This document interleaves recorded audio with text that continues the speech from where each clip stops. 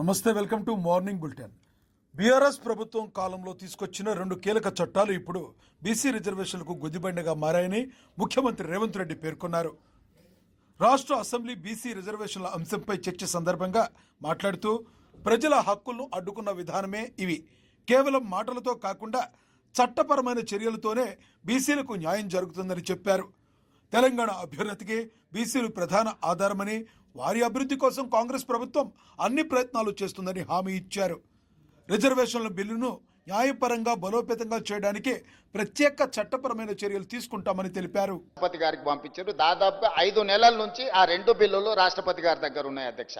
ఈ లోపు స్థానిక సంస్థల ఎన్నికలు నిర్వహించడం లేదు, ఆలస్యమైందని కొంతమంది హైకోర్టుకి వెళ్తే తెలంగాణ హైకోర్టు మాకు ఆదేశాలు ఇచ్చి సెప్టెంబర్ 30 తారీఖు లోపల ఎన్నికలను పూర్తి చేయండి అని ఆదేశాలు ఇచ్చింది. ఆదేశాలు ఇచ్చినప్పటి నుంచి 30 రోజుల లోపల రిజర్వేషన్లను కూడా నిర్ధారించండి అని చెప్పి ఆదేశాలు ఇవ్వడం జరిగింది అధ్యక్ష. హైకోర్టు ఆదేశాల మేరకు ఉన్న పరిస్థితులను, చట్టాలను అన్నిటిని పరిశీలిస్తే 2018లో చంద్రశేఖరరావు గారు తీసుకొచ్చిన పంచాయతీరాజ్ యాక్ట్, గంగ్ల కమలాకర్ గారు బీసీ మంత్రిగా ఉండుకుంటూ తెచ్చిన చట్టం ఏంటంటే 50% పరిమితికి లోబడి మాత్రమే ఎన్నికలను నిర్వహించాలి. 50% రిజర్వేషన్ల పరిమితికి లోబడి పంచాయతీరాజ్లో గాని 2019లో తెచ్చిన మున్సిపల్ యాక్ట్ ప్రకారం గాని 50% పరిమితికి లోబడి రిజర్వేషన్లు ఇవ్వాలని చట్టాలను తీసుకొచ్చింది. ఒకటి గంగ్ల కమలాకర్ గారు, రెండో మున్సిపల్ చట్టం తీసుకొచ్చింది వారి యజమాని. ఈ 2 చట్టాలు వారి గుదిబండగా మారి అడ్డంకిగా మారడంతో ఈ ఎన్నికలు నిర్వహించడానికి మా ప్రభుత్వం చిత్తశుద్ధితోటి ఎంబడే ఆర్డినెన్స్ తీసుకొచ్చి ఈ అడ్డంకిని తొలగించండి అని మళ్ళీ ఆర్డినెన్స్ గవర్నర్ గారికి పంపించిన అధ్యక్ష. గవర్నర్ గారు ఆ ఆర్డినెన్స్ కూడా వీళ్ళ మాటలు నమ్మి, ఒకప్పుడు ఆయన ఒక రాష్ట్రానికి ఆర్థిక మంత్రి, ఒకప్పుడు ఈ రాష్ట్రానికి ఆర్థిక మంత్రిగా పనిచేసిన ఆయనకి ఇద్దరి మధ్యలో మిత్రులతో ఉండి తెర వెనుక లాబింగ్ చేసి ఇది కూడా రాష్ట్రపతి గారికి పంపించండి చెప్తే ఈ ఆర్డినెన్స్ కూడా రాష్ట్రపతి గారి దగ్గరకు పోయింది అధ్యక్ష. ఆ రోజు ఆర్డినెన్స్ ఎందుకు తెచ్చినాం అధ్యక్ష? అత్యవసరం ఉండి శాసనసభ మనుగడ నడవడం లేదు కాబట్టి ఆర్డినెన్స్ తీసుకొచ్చి పంపించినాం. ఈ రోజు శాసనసభ ఉన్నది కాబట్టి ఆర్డినెన్స్ రాష్ట్రపతి నుంచి ఆమోదం పొందలేదు. ఎప్పుడైనా అత్యవసరంగా ఆర్డినెన్స్ తెస్తే ఆ తర్వాత వచ్చే శాసనసభలో బిల్లు ఆమోదించుకుంటాం. ఇవాళ ఆ బిల్లులు తీసుకొచ్చి ఇక్కడ పెట్టి వీటిని ఆమోదించండి అని అంటే ఏమాత్రం ఇప్పుడు గంగ్ల కమలాకర్ గారు మాట్లాడింది చూడండి అధ్యక్ష. 42% రిజర్వేషన్లు బలహీన వర్గాలకు వస్తే మొదటి వరుసలో గంగ్ల కమలాకర్ సంతోషంగా ఉంటాడని చెప్పిండు. వాళ్ళ నాయకుడు చంద్రశేఖరరావు, వాళ్ళ నాయకుడు తారక రామారావు, వాళ్ళ నాయకుడు హరీష్ రావు సంతోషంగా ఉంటాడని చెప్పలే. ఆయన స్పష్టంగా చెప్తున్నాడు వాళ్ళకి సంతోషం లేదు, వాళ్ళకి దుఃఖం ఉన్నది, వాళ్ళకి బాధ ఉన్నది, వాళ్ళు కడుపు నిండా విషం పెట్టుకొని ఉన్నారని చెప్పి గంగ్ల కమలాకర్ గారు స్పష్టంగా చెప్పారు. మాజీ మంత్రి హరీష్ రావు తీవ్ర ఆగ్రహం వ్యక్తం చేశారు. కాంగ్రెస్ ఎమ్మెల్యేల నియోజకవర్గాలకు ఎన్డీఆర్ఎఫ్ నిధులు కేటాయించి బీఆర్ఎస్ ఎమ్మెల్యేల నియోజకవర్గాలకు ఆ నిధులను నిలిపివేయడం పక్షపాత నిర్ణయమని విమర్శించారు. ఎవరి నియోజకవర్గమైనా తెలంగాణలో భాగమే. విపత్తు సమయంలో రాజకీయ వర్గాల ఆధారంగా సాయం చేసుకోవడం ప్రజల పట్ల అన్యాయమన్నారు. వరదలతో, ప్రకృతి వైపరీత్యాలతో బాధపడుతున్న ప్రజలకు ఎన్డీఆర్ఎఫ్ నిధులు అత్యవసరమని గుర్తు చేశారు. కేంద్ర రాష్ట్ర ప్రభుత్వాలు సమన్వయంతో నిధులను సమానంగా పంచాలని డిమాండ్ చేశారు. దానికి కూడా అందోల్ మున్సిపాలిటీకి కేసీఆర్ గారు ఎస్డీఎఫ్ ఇచ్చారు. అందోల్ది మాత్రం ఉంచుకున్నారు, పని చేసుకున్నారు. బీఆర్ఎస్ ఎమ్మెల్యేలు గెలిచిన పటాన్చెరు, సంగారెడ్డి, జైరాబాద్ రద్దు చేసి పడేసింది. ఇది ఏం పద్ధతి? అంటే ప్రభుత్వం అనేది it is for all. BRS MLA ఉన్నారు కనుక మీ ఎస్డీఎఫ్ రద్దు, అందోల్లో కాంగ్రెస్ ఎమ్మెల్యే మంత్రి ఉన్నాడు కనుక బీఆర్ఎస్ అక్కడ ఎస్డీఎఫ్ డబ్బు ఉంటది అంటే పద్ధతి కరెక్ట్ కాదు.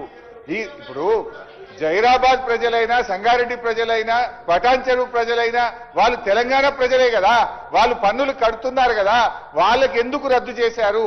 దయచేసి ఈ 3 నియోజకవర్గాలే కాదు, రాష్ట్రంలో ఎక్కడెక్కడైతే గత ప్రభుత్వం ఎస్డీఎఫ్ లో నిధులు ఇచ్చిందో ఆ పనులు చేపట్టాలని మీ ద్వారా కోరుతా ఉన్నాం.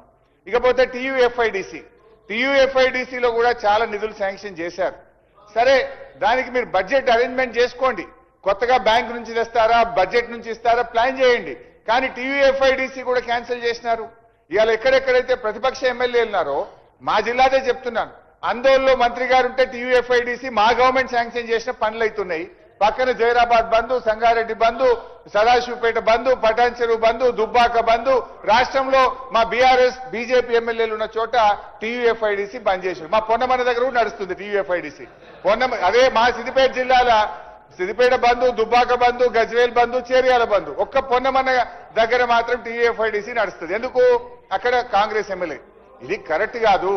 సో దయచేసి మా సబ్మిషన్ మీతోని ఎల్ఆర్ఎస్ డబ్బులు విడుదల చేయండి, అదేవిధంగా స్టాంప్స్ అండ్ రిజిస్ట్రేషన్ డబ్బులు విడుదల చేయండి, పట్టణ ప్రగతి డబ్బులు విడుదల చేయండి.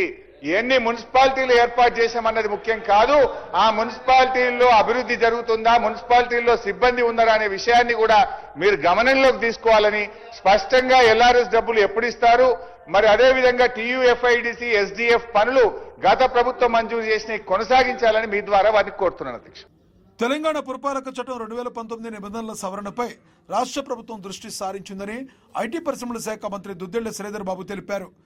స్థానిక సంస్థల పనితీరును మరింత సమర్థవంతం చేయడం, నగరాల అభివృద్ధిని వేగవంతం చేయడం లక్ష్యంగా ఈ సవరణలు ఉంటాయని చెప్పారు. పౌర సేవల్లో పారదర్శకత, శుభ్రత, నీటి సరఫరా, వ్యర్థ నిర్వహణలో మెరుగుదల సాధించడమే ప్రధాన ఉద్దేశమని వివరించారు.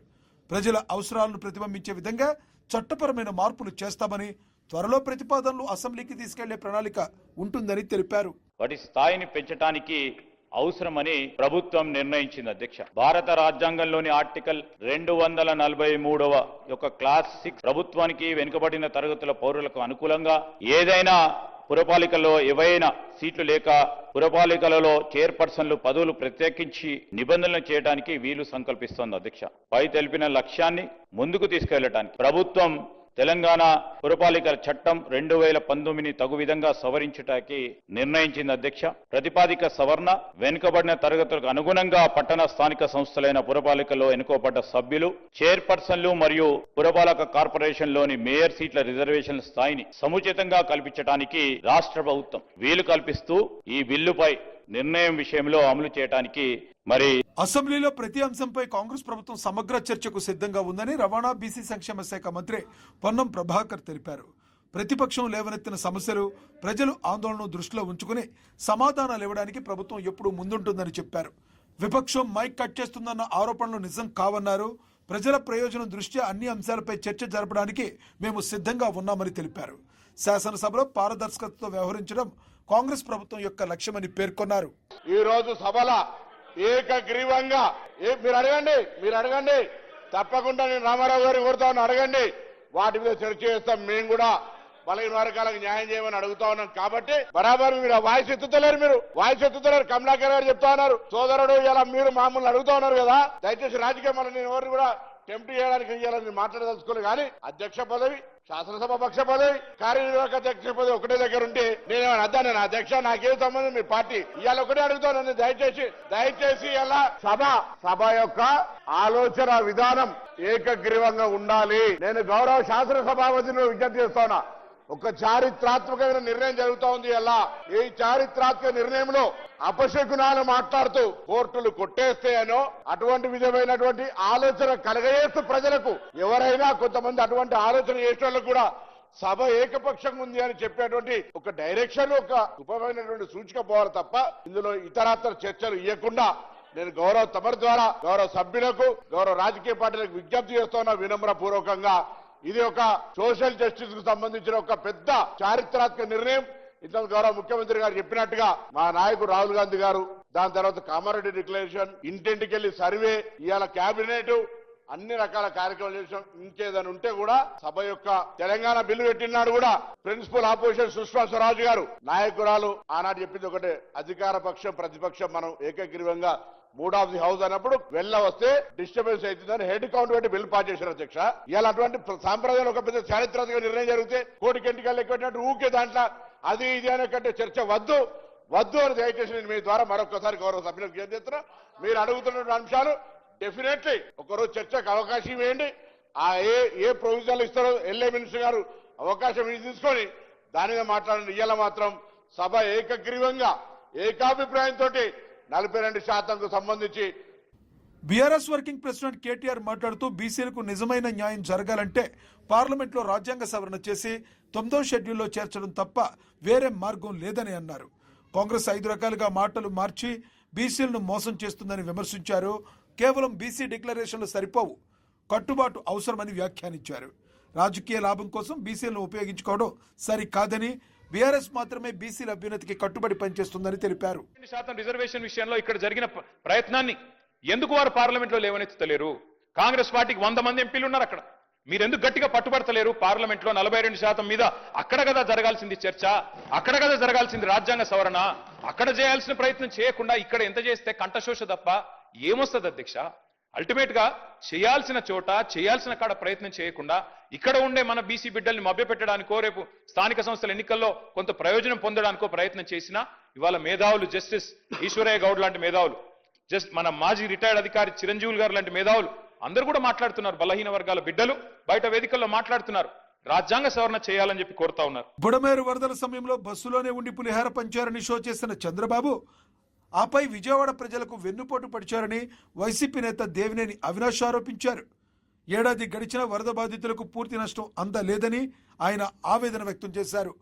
ప్రజల ప్రాణాలు ఆస్తులు ముంపులో పోయినా చంద్రబాబు మాత్రం మీడియా ప్రచారం కోసమే మాత్రం పనిచేశారని అన్నారు. ఇంతకాలం గడిచినా ఇంకా అనేక కుటుంబాలు సహాయం కోసం ఎదురు చూస్తున్నాయని, ప్రభుత్వం తక్షణమే పరిహారం అందించాలని ఆయన చెప్పుకొచ్చారు. చంద్రబాబు నాయుడు కూటమి ప్రభుత్వం నిర్లక్ష్యంగా వ్యవహరించి మా విజయవాడ నగరం కానివ్వండి, మా ఎన్టీఆర్ జిల్లా కానివ్వండి పూర్తిగా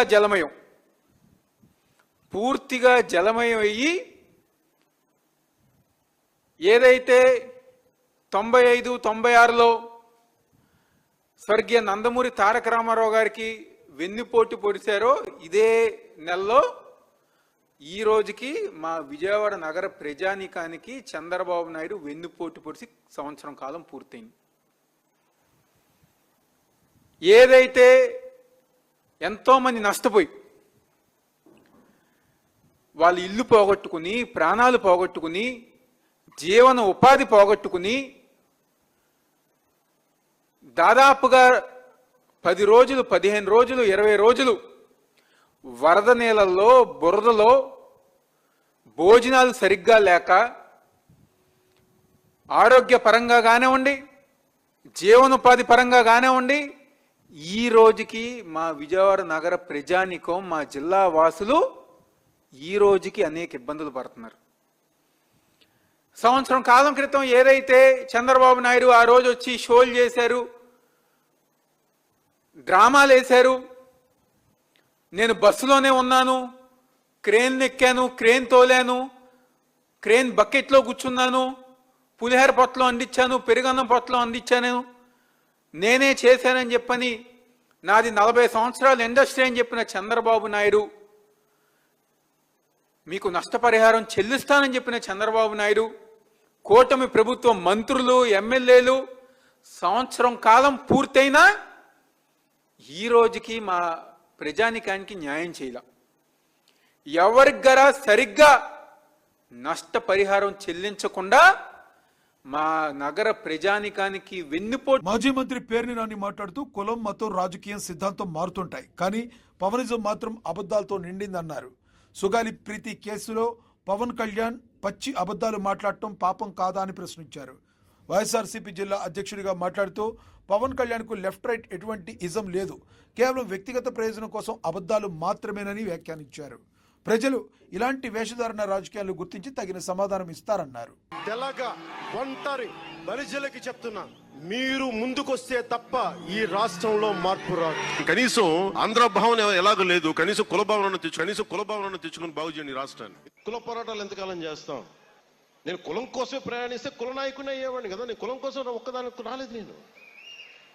నేను సంపూర్ణ మానవాళి కోసం వచ్చాను. జాషువా విశ్వనరుడు అన్న కాన్సెప్ట్ ని గుండెల్లో పెట్టుకొని వచ్చాను నేను. మళ్ళీ జాషువా గారిని ఎందుకు అపవిత్రం చేయడం మరి నాకు అర్థం కాదు. అలాగే మతం గురించి వారికి ఉన్న ఐడియాలజీ ఏంటో ఒకసారి చూద్దాం.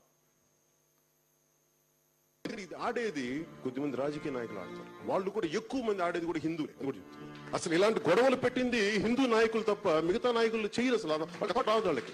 మా నాన్న ఎలాంటి వాడంటే, మా నాయనమ్మ దీపారాధన వెలిగిస్తే దీపారాధనలో సిగరెట్ వెలిగించిన దేవుడు లేడు, దెయ్యం లేదనే వ్యక్తిమత మా నాన్న. నా స్నేహితుడు కూడా పాస్టర్, నాతో పాటు చదువుకున్న స్నేహితుడు కూడా తను పాస్టర్ ఉండేవాడు. సో తను కూడా నన్ను ఒకరోజు నన్ను బ్యాప్టైజ్ చేశాడు. నిజంగా మన ఈ మధ్యన గోమాంసం గురించి లేదంటే బీఫ్ గురించి ఇంత గొడవ జరుగుతూ ఉంటే నాకు అనిపించింది, స్వామి వివేకానంద ఒక మాట చెప్పారు చిన్నప్పుడు. ఇప్పుడు మా నాన్న చెప్పిన మాటలు ఇవి. నిజంగా నాకు ఆకలేసి వేరే దారి లేకపోయి నేను ఉండాలి అంటే గుడ్డు మాంసం ఇది ఆయన అన్న మాటలు. నేను బీఫ్ తినాలి అంటే నేను తిని ముందుకెళ్తాను తప్ప దాన్ని వేరేలా చేసుకోనని స్వామి వివేకానంద అన్న మాటలు ఉంటాయి. ఆయన స్వామి వివేకానంద జీవిత చరిత్రలో ఉంటాయి. అంటే తిండి ఏది తిన్నామని కాదు, నిజంగా మరి తిండి శాకాహారమే తింటే అందరూ గొప్పవాళ్ళు అయిపోతారంటే మరి గుజరాత్ లో గోద్రా ఘటన ఎందుకు జరిగింది? హిందూ ధర్మాన్ని మీరు అగౌరవపరుస్తున్నారు. అరే నేను హిందువుని, చాలా బలమైన హిందువు, నేను కూడా అది కూడా చెప్తున్నాను మీకు. తెలంగాణ అసెంబ్లీలో బీసీలకు 42% రిజర్వేషన్లు కల్పించే బిల్లు ప్రవేశపెట్టి ఆమోదించడంపై కాంగ్రెస్ శ్రేణులు సంబరాలు జరిపారు. గాంధీ భవన్ వద్ద టపాసులు కాల్చి మిఠాయిలు పంచుకుని ఎంతో ఉత్సాహంగా ఆనందం వ్యక్తం చేశారు. ఇది చారిత్రాత్మక నిర్ణయమని, బీసీల అభ్యున్నతికి కాంగ్రెస్ మాత్రమే కట్టుబడి ఉందని పెద్ద ఎత్తున నినాదాలు చేశారు. పేద వెనుకబడిన వర్గాల విద్య, ఉపాధి అవకాశాల పెంపుదలలో ఈ బిల్లుతో ఘనమైన మార్పు వస్తుందని నాయకులు పేర్కొన్నారు.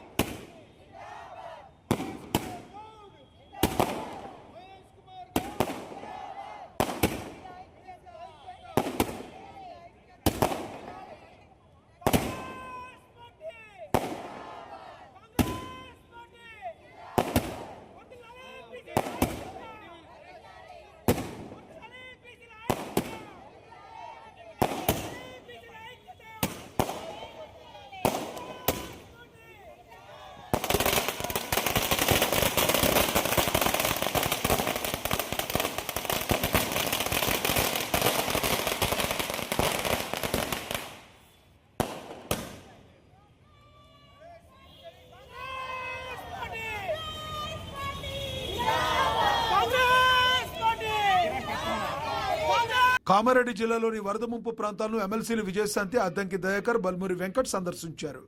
జిఆర్ కాలనీ, హౌసింగ్ బోర్డు ప్రాంతాల్లో వరద ప్రభావిత కుటుంబాలను పరామర్శించారు. బాధితుల సమస్యలు ఆరా తీసి ప్రభుత్వం నుండి సాయం అందేలా చర్యలు తీసుకుంటామని భరోసాను ఇచ్చారు. స్థానిక ప్రజలు తాము పడుతున్న ఇబ్బందులను వివరించగా ఎమ్మెల్సీలు వెంటనే అధికారులకు సూచనలు చేశారు. బాధితులకు అవసరమైన నిత్యావసర సరుకులు పంపిణీ చేశారు.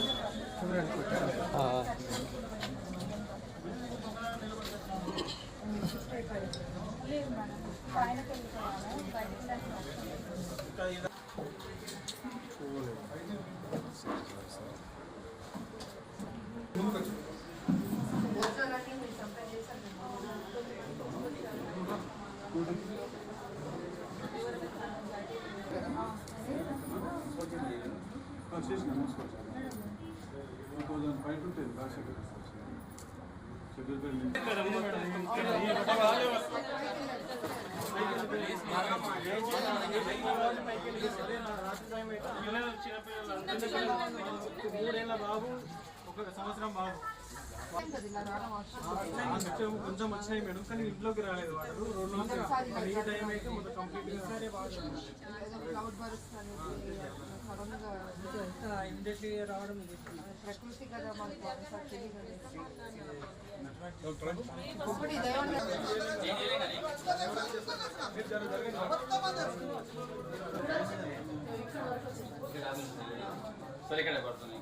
ఏది లేదు అంతా మొత్తం నీళ్ళమే. మేము కాంపిటేటివ్ చాలా భయపడ్డాం. పిల్లలు మేము ఎవ్రీథింగ్ రాసాము.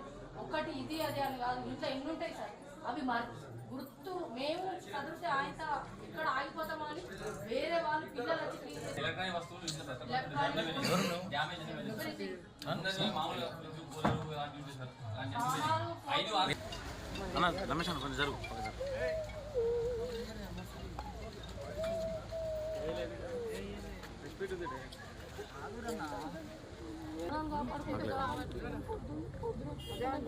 ముందు అందరూ సేఫ్ అయ్యారు. నాకు కెమెరా కొంచెం వెనక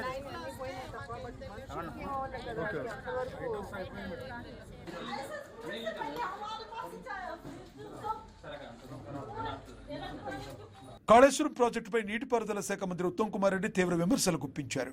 1,00,000 కోట్ల రూపాయలు ఖర్చు చేసినా 1,00,000 ఎకరాలకు కూడా నీరు ఇవ్వలేకపోయారని వ్యాఖ్యానించారు.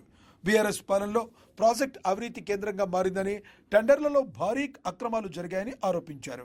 ప్రజల డబ్బును వృధా చేసి రాష్ట్రాన్ని మోసం చేశారని అన్నారు. ప్రాజెక్ట్ కొలాప్స్ అయ్యే 21 అక్టోబర్ 2023 వరకు టోటల్ 5 ఏళ్లలో సంవత్సరానికి 195 టీఎంసీలు లిఫ్ట్ చేస్తామన్న ప్రాజెక్టులో 5 ఏళ్లు కలిపి టోటల్ లిఫ్ట్ చేసింది 162 టీఎంసీలు. 162 టీఎంసీల్లో 32 టీఎంసీలు మళ్ళీ సముద్రంలోకి వదిలిపెట్టారు. So balance left for irrigation was 130 TMC over 5 years. అందులో నార్మల్ లెక్కల ప్రకారం 10% ఎవాపరేషన్ లాస్ ఉంటే net water available in 5 years from Kaleshwaram project was 114 TMC. Adhyaksha, these are official figures drawn from the irrigation department records. ఇందులో మళ్ళీ 13 టీఎంసీలు కొండపోచమ్మ సాగరు, మల్లన్న సాగరు, రంగనాయక సాగర్లో storage గా ఉన్నాయి. అంటే టోటల్ 5 ఏళ్లలో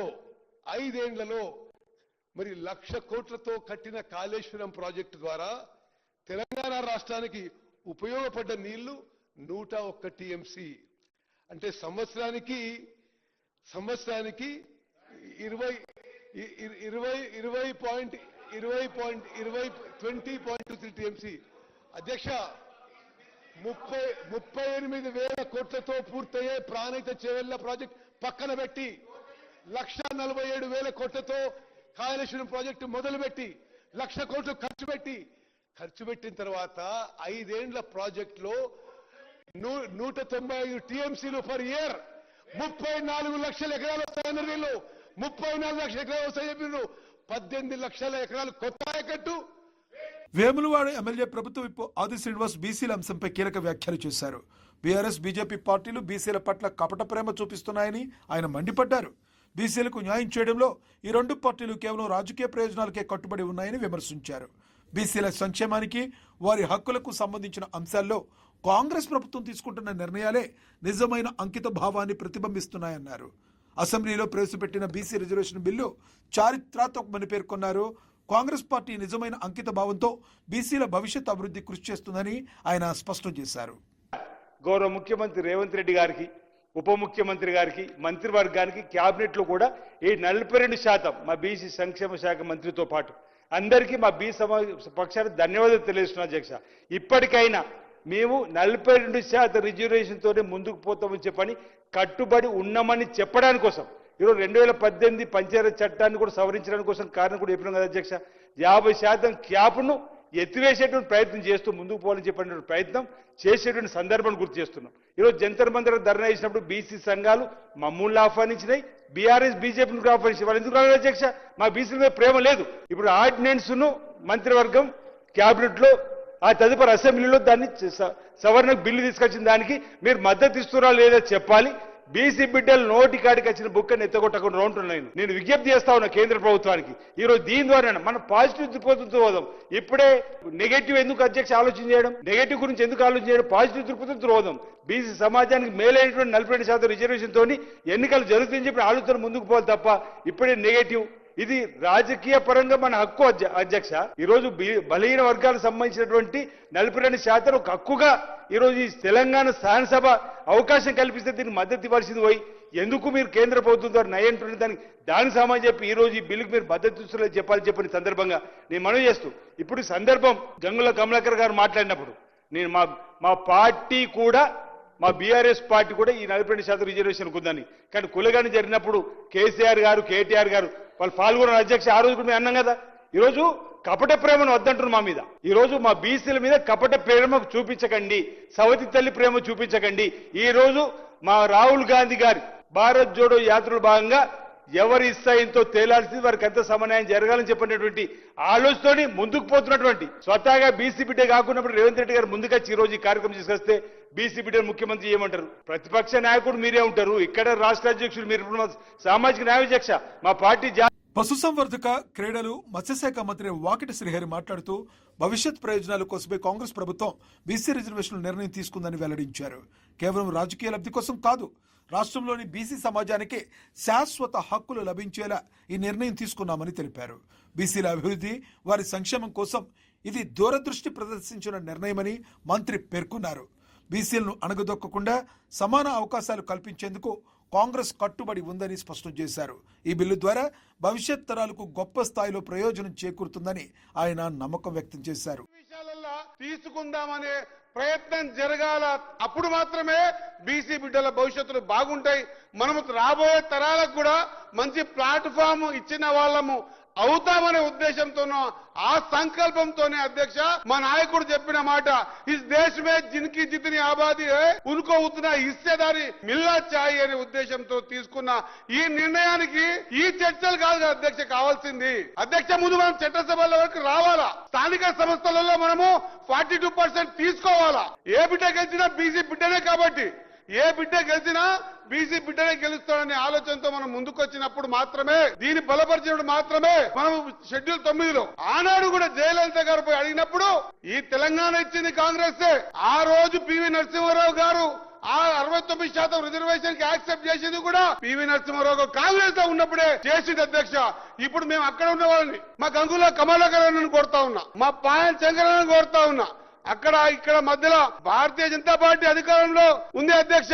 వాళ్ళు చేయాల్సిన పనిని వాళ్ళు చేయకుండా, లేదా అపార్ట్మెంట్ ఇప్పియకుండా, అడిగితే కూడా ఇవ్వకుండా ఈ షెడ్యూల్ లో పెట్టే అవకాశాలని దూరం చేసే ప్రయత్నం చేసుకుంటా నా సోదరు మాట్లాడుతూ ఉండు అధ్యక్ష. నా సోదర మనం నేను ఇంతకుముందు మాట్లాడదామంటే కొంత ఉండంలే, ఇది ప్రశాంతంగానే పోదాం ఈరోజు అనుకున్నాం అధ్యక్ష. మా గంగుల కమలాకరన్ కోరుతా ఉన్నా, ఒక మాజీ మంత్రి అధ్యక్ష, మా సోదరుడు ఒక బీసీ మంత్రి పట్టుకొని ఈ విధంగా అనడం వల్ల చులకన అయితే అధ్యక్ష. మనం ఆ విధంగా పోకుండా అధ్యక్ష, ఖచ్చితంగా ఎంతవరకు ఉన్నా కూడా ఈ 42% రిజర్వేషన్ ని మనం లోకల్ బాడీస్ లో తర్వాత అన్నిట్లో కూడా ముందుకు పోయే విధంగా ఒక బలమైన ప్రయత్నం చేసి మనసుతో సహకరించవలసిందిగా మా పాయల్ శంకరన్నను, లేదా మా గంగుల కమలాకరన్నను, మిగతా బీసీ నాయకత్వాన్ని ఇంత ఈ చట్టసభలు రావడానికి చాలా కష్టం అధ్యక్ష. ఆ అనుభవంతో చెప్తా ఉన్న అధ్యక్ష, ఈ చట్టసభలు ఈ స్థానానికి రావడానికి ఒక బీసీ బిడ్డ మళ్ళొక జన్మ ఎత్తినంత ఇబ్బంది పడాల్సి వస్తుంది అధ్యక్ష. రాబోయే తరాల కన్నా మనం ఒక మంచి ప్లాట్ఫామ్ ఇచ్చిన వాళ్ళం. ఇవి morning bulletin updates. Keep watching. నమస్తే.